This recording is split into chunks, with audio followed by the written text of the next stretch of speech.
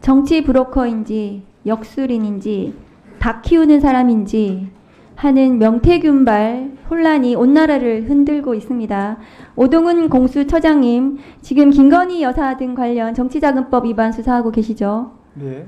근데 명태균과 김영선 전 의원에 대해서 창원지검에서 수사하고 있는데요. 작년 12월 선관위에서 최초로 고발했는데 올 9월에 되어서야 비로소 압수수색이 들어가고 제대로 수사를 하고 있는지 매우 의심스럽습니다. 그런데 검찰이 손을 놓고 있는 동안에 한번 보시죠. 이 명태균 게이트의 핵심 인물 강혜경 씨의 결정적 증언이 있습니다. 화면을 보시면 그 명태균이 부탁해서 강혜경 씨가 만든 윤석열 후보 여론조사 내역서가 3억 6천만 원이고 여론조사 대가는 공천이었다는 충격적인 주장이 있습니다. 여론조사에 든 비용 3억 6천이 결국 공천 헌금이라고 강혜경 씨가 지금 주장하고 있는데요. 지금 다음 거 보여주시겠어요? 명태균 이 씨, 지금 이제 강혜경 씨 간의 통화 보시면 그 맨날 윤석열이한테 보고해줘야 돼. 그거 빨리 달라고 그래요. 윤석열이가 좀 달라고 그러니까.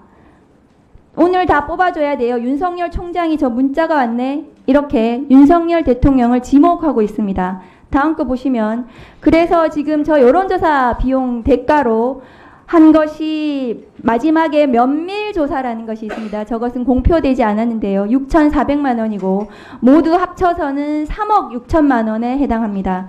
처장님, 그 강혜경 씨가 주장하는 3억 6천만 원이 공천 헌금이라고 한다면 그렇다면 근데 이것이 국민의힘 대선 비용에는 또 들어가 있지 않습니다. 다음 거 보여주세요. 윤석열 여론조사 맨날 다음 거 보여주세요. 보고하고 비용은 0원이다. 이것이 법 위반 가능성이 있다. 이렇게 MBC에서 단독 보도했습니다.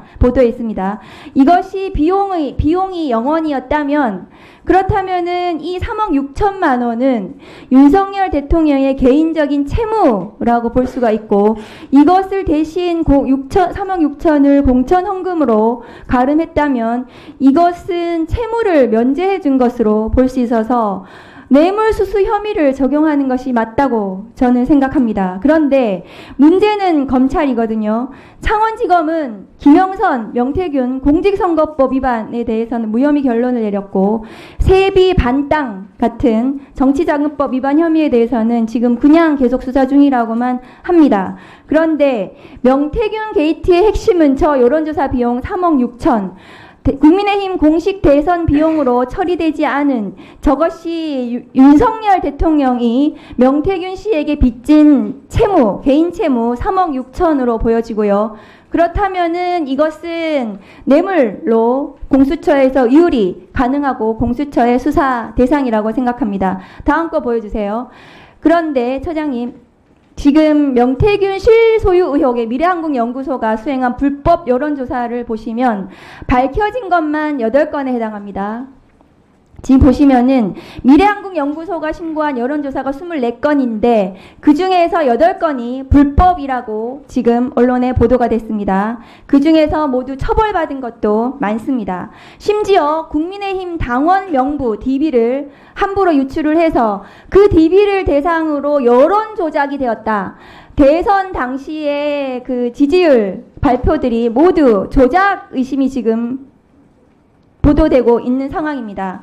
그렇다면 불법 여론조사 8건에서 공통행위로 지적된 표본의 대표성 미확보가 이제 미등록 불법 DB이고 지금 국민의힘 당원 명부, 유출된 당원 명부로 의심이 되는데요. 이것이 그러면 여론조사 자체가 왜곡될 여지가 있습니다. 그러니 공수처에서는 윤석열 대통령의 뇌물 수수 혐의와 함께 이 여론 조작까지 조사를 저는 해야 됩니다. 윤석열 대통령 취임식이 열린 2022년 5월 10일은 윤석열 정권이 시작됐지만 공교롭게도 그날 김영선 전 의원의 공천 발표가 있었던 날입니다. 3억 6천만 원 뇌물수수 혐의가 공수처 수사를 통해 밝혀진다면 윤석열 대통령은 역사상 가장 부패한 대통령으로 기억될 것입니다. 대통령이 뇌물을 받고 공천을 줬다면 수뢰 후 부정처사죄에도 해당할 수 있습니다. 이것은 뇌물죄 중에서도 가장 죄질이 나쁜 뇌물죄에 해당합니다. 공수처라도 부디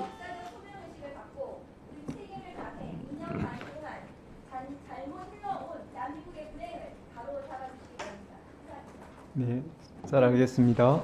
네, 수고하셨습니다. 다음은 이건태 의원님 질의해 주세요.